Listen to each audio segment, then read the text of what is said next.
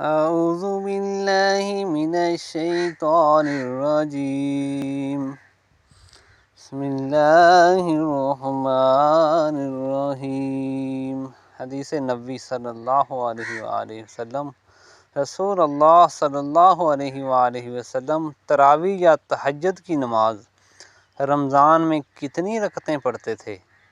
تو انہوں نے بتلایا کہ رمضان ہو یا کوئی اور مہینہ، آپ 11 رکعتوں سے زیادہ نہیں پڑھتے تھے۔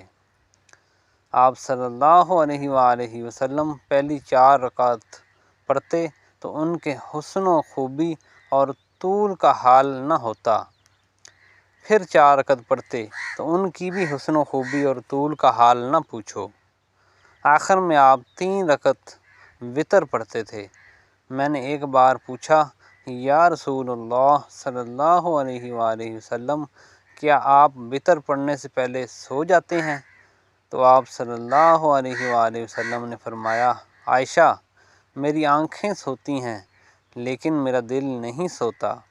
صحیح بخاری، حدیث نمبر 2013۔ کتاب نماز تراویح پڑھنے کا بیان۔ اللہ اس کے چہرے